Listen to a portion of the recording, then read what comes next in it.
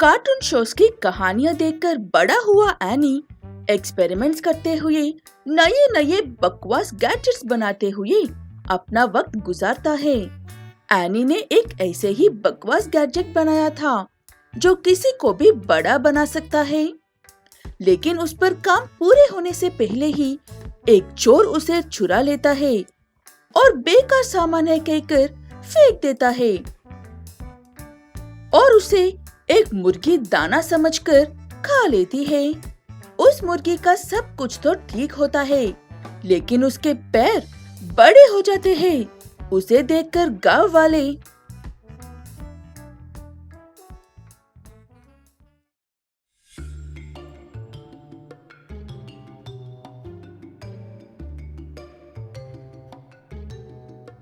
ये खंबे सड़क के बीच में किसने लगाया है? अरे सुनील भाई, वो खंबे नहीं, आपकी मुर्गी है जो खंबे से ही लंबा हो गई है। ऐसे क्यों हुआ है, इस बात से अनजान सुनील अपने मुर्गी को घर लेकर जाता है और उसे बड़ी मुश्किल से संभालता है। सुबह होते ही अंडा पकड़ने के लिए इंतजार करता है, नीचे गिरकर टूट न जाए इसलिए।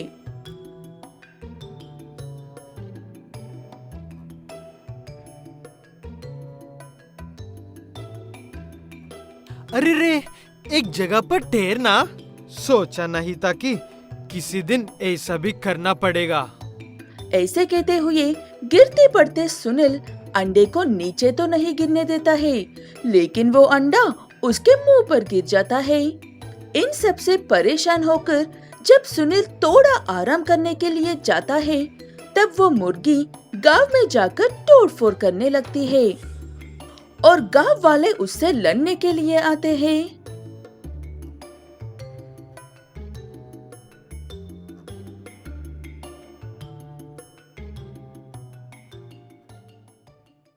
क्या यार सुनील, मैं तुम्हें अपना दोस्त माना और तुम्हारी मुर्गी मेरी दुकान तोड़ रही है। इस मुर्गी से मैं खुद ही परेशान हो गया मेरे दोस्त। वो सब कुछ तोड़-फोड़ कर रही है और लोग मुझ पर बरस रहे हैं। इसकी वजह से मैं 2 मिनट भी आराम नहीं कर पा रहा हूँ। तो फिर इसका कुछ करना होगा। बिरयानी ही बना दे या फिर किसी तरह से छोटा कर। ऐसे अनिल और सुनील बात कर रहे थे, तभी वहाँ पर एनी आता है अपने खोए हुए गैजेट को ढूंढते हुए और अनिल और सुनील से पूछता है कि क्या उन्होंने मुर्गी के दाने जैसे कोई चमकीला कंकर देखा है। तब सुनील एनी से क्यों? ऐसा क्या खास बात है उस पत्थर में? क्या वो कोई हीरा था या फिर तुम्हारा किसी पागल एक्सपेरिमेंट का हिस्सा? उन कंकर को एक खास गन में रखकर सामने वालों को शूट करने पर वो बड़ा या छोटा हो जाता है। इसका मतलब मेरी मुर्गी तुम्हारे ही यंत्र की वजह से बड़ी हुई है। चुपचाप मेरी मुर्गी को पहली जैसा कर दो, वरना मैं तुम्हारी टांगे लंबा कर दूंगा। तब एनी कहता है कि उस यंत्र का कोई भरोसा नहीं है, उससे कोई भी छोटा या बड़ा हो सकता है। फिर भी एक बार एनी उस मुर्गी को पकड़कर उसे शूट करके देखने को कहता है और सब मिलकर उस मुर्गी को पकड़ने के लिए जाते हैं। ध्यान से करना जो भी कर रहे हो। इस गन किसी और को शूट कर दिया तो पता नहीं और क्या क्या देखना पड़ेगा।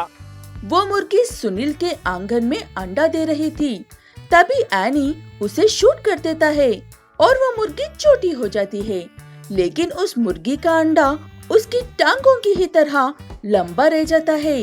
वो देखकर सब घबरा जाते हैं और वो अंडा लुढ़कते हुए जाकर सारे गांव में घूमने लगता है, रास्ते में आने वाली हर चीज को कुचलते हुए। एनी उसे अपने गन से शूट करने की कोशिश करता है, लेकिन उस अंडे पर बंदूक का कोई असर नहीं होता है।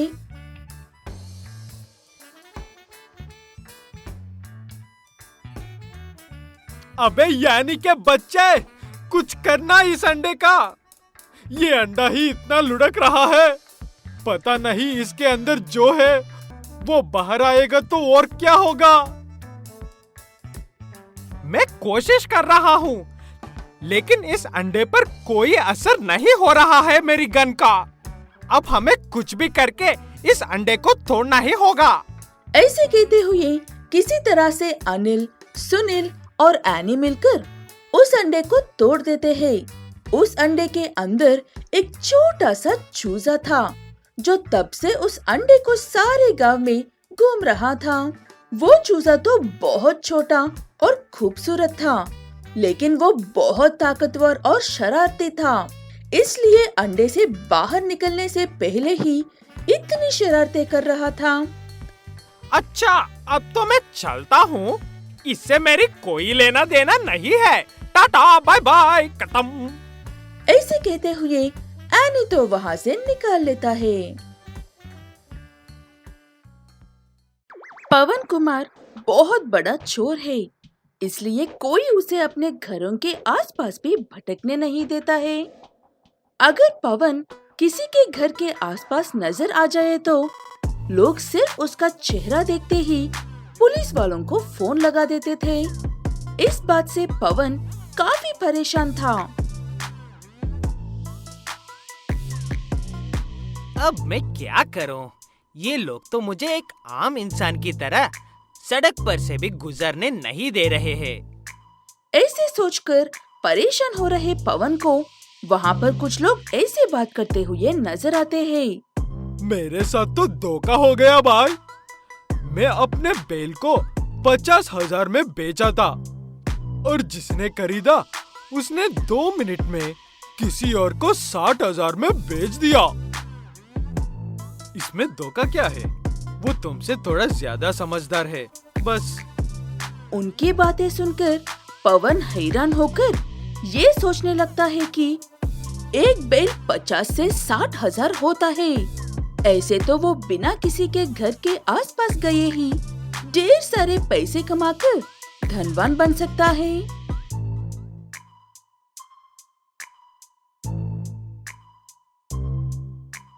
अब से मेरी ड्यूटी गांव के बाहर घूमने वाली बैल के साथ होगी। ऐसे कहते हुए पवन चुपके से जाकर एक बैल चुराकर रेलवे स्टेशन जाता है और उस गाय को आखिरी वाली बोगी में चढ़ाकर बाजार लेकर जाता है। जब टीसी उससे पूछता है कि गाय को लेकर कहाँ जा रहा है, तब ऐसे कहता है, मेरी बैल को अपनी मामा की याद आ रही है, इसीलिए इसे इसके मामा से मिलवाने के लिए लेकर जा रहा हूँ। अरे वाह, तुम तो बहुत अच्छे इंसान लगते हो, इसीलिए जानवरों की भावना को भी समझ रहे हो। जाओ जाओ।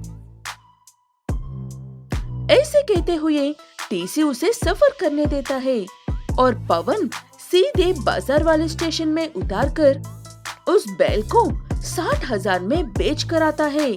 इतने सारे पैसे पवन को गांव के 10 घरों में चोरी करने पर भी नहीं मिलते थे। अरे वाह, अब से मेरा यही काम होगा और कुछ ही दिनों में मैं गांव के सबसे बड़े धनवान बन जाऊंगा। ऐसे कहते हुए पवन हर रोज एक गाय को चुराकर ट्रेन से सीधे बाजार लेकर जाकर बेचकर खूब पैसे कमा रहा था।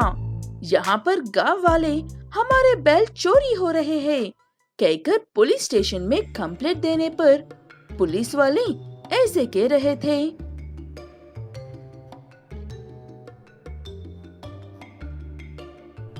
देखिए, जब से आपने हमें फर्स्ट कंप्लेंट की थी तब से हम हर सड़क पर पहरा दे रहे हैं। हमें कहीं पर भी आपके बैल चोरी नहीं मिल रहा है। लगता है ये काम किसी जंगली जानवर का है। ऐसे कहते हुए पुलिस उन्हें भेज देता है। घर लौटते वक्त गांव वालों को पवन दूसरी ट्रेन से एक बैल को अपने साथ लेकर जाता हुआ नजर आता है। पवन को देखकर गांव वाले टीसी से उस ट्रेन को रोककर पवन को पकड़ने को कहते हैं। तब टीसी उन गांव वालों से गुस्से में ऐसा कहता है, तुम्हारा दिमाग खराब है? इतने भले इंसान को पकड़ने के लिए कह रहे हो? वो इंसान हर रोज अपने बेल को इस ट्रेन से उनके रिश्तेदारों से मिलवाने के लिए लेकर जाता है। आज वो बहुत अच्छा काम कर रहे हैं। अपने बेल को उसकी दादी से मिलवाने के लिए लेकर जा रहे हैं। अबे वो मूर्ख, तुझे ड्यूटी किसने दी? वो ये 1 नंबर का चोर है, चोर। और वो हमारे गांव के सभी बेल चुराकर इससे भाग रहा है। इसीलिए वो किसी भी चेक पोस्ट वालों के हाथ नहीं लग रहा है। ऐसे कहते हुए पवन को उसके स्टेशन तक पीछा करके पकड़ लेते हैं और ले जाकर पुलिस वालों के हवाले कर देते हैं। जब पुलिस वाले उससे पूछते हैं कि वो ऐसा क्यों कर रहा है, मैंने 1-2 बार मजबूरी में चोरी कर दी। ये लोग मुझे गांव के सड़कों पर भी चलने नहीं दे रहे थे। इसीलिए मैं इन्हें इन्हीं की भाषा में जवाब देने के लिए ऐसा किया। उसकी बात सुनने के बाद पुलिस वाले उसे जेल में डाल देते हैं। कुछ दिनों बाद पवन अपनी सजा काट कर वापस आता है और जो भी पैसे उसने बैल बेचकर कमाए थे उनसे एक बहुत बड़ा घर बनाकर सुकून से रहने लगता है। तब लोगों को अकल आती है कि किसी को भी यूं ही नीचा नहीं दिखाना चाहिए। हर कोई सुधर सकता है।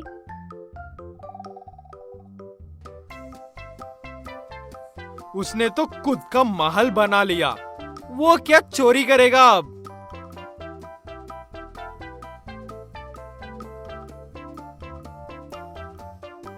मेरा बैल नजर नहीं आ रहा है।